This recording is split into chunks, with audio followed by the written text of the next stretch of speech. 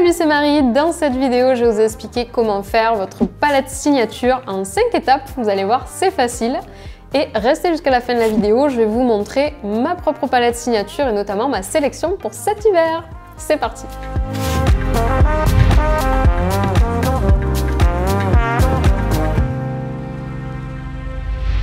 Alors tout d'abord, pour rappel, vous n'êtes pas obligé à tout prix d'avoir une palette signature. Vous pouvez tout à fait, par exemple, vous intéresser aux vraies couleurs de la nature et essayer d'avoir un rendu photoréaliste. Donc à ce moment-là, vous n'allez pas forcément être concerné par cette vidéo.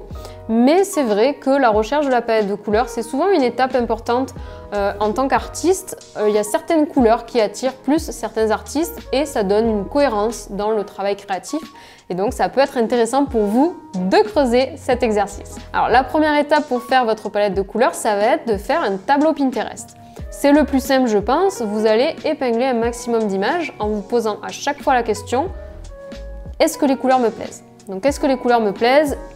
Est-ce que ça me plaît? Alors là, c'est vraiment votre intuition qui va parler. Il n'y a pas de bonne réponse, il n'y a pas de « ah ben ça doit te plaire ou pas ». C'est très personnel et c'est au fond de vous, vous aimez ou vous aimez pas. Voilà, si vous aimez, vous épinglez. Si vous aimez pas, vous passez. Alors, l'astuce, c'est de varier les sujets. Il ne faut pas juste épingler des créations, par exemple, d'autres artistes. Épingler des créations, c'est une bonne chose. Vous pouvez épingler aussi des motifs, mais épingler aussi des paysages, par exemple.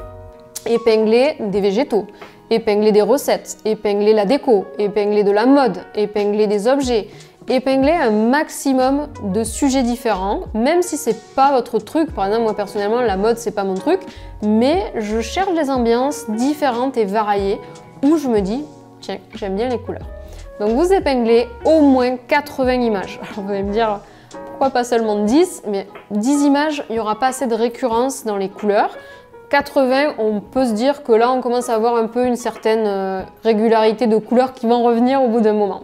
Donc voilà, épinglez au moins 80 dans des sujets variés et ne vous limitez pas, vous allez voir c'est agréable à faire, donc profitez-en. Une fois qu'on a terminé la sélection, on va éliminer les couleurs qui clochent. Donc en gros, vous allez vous plonger dans votre tableau et vous allez observer les photos qui sortent du lot, qui clochent, qui ne vont pas avec le reste. Ça vous plaît pas. Du coup, vous les supprimez. Si vous n'y arrivez pas directement dans Pinterest, vous allez ouvrir une autre fenêtre à côté, par exemple une fenêtre Keynote, PowerPoint ou n'importe quoi, et vous allez copier-coller les images du tableau dans cette fenêtre. Et parfois, quand vous allez faire vos collages, ça peut venir au bout d'un moment, c'est peut-être pas tout de suite, mais vous allez voir des photos qui vont pas bien avec le reste. Vous allez pouvoir les manipuler, vous allez pouvoir un peu les changer d'endroit, et il y en a qui ça marche pas. Donc, vous ne les collez pas, vous les supprimez. Et vous complétez voilà, ce tableau jusqu'à avoir un ensemble qui vous parle. C'est vraiment vos couleurs préférées, vous adorez. En fait, quand vous le regardez, vous adorez. Ça vous fait vibrer, ça vous plaît, quoi. Vous pouvez passer des heures à regarder ce mini tableau, vraiment, voilà, vous adorez ça. Alors, l'étape suivante, c'est d'observer les couleurs qui reviennent le plus. Par exemple, vous voyez beaucoup de bleu foncé, vous voyez beaucoup de beige, vous voyez beaucoup de bleu turquoise. Et bien ensuite vous allez les retrouver avec votre médium ou vos médiums. Donc vous allez passer du temps à faire des mélanges, vous allez passer du temps à essayer de vraiment retrouver les couleurs.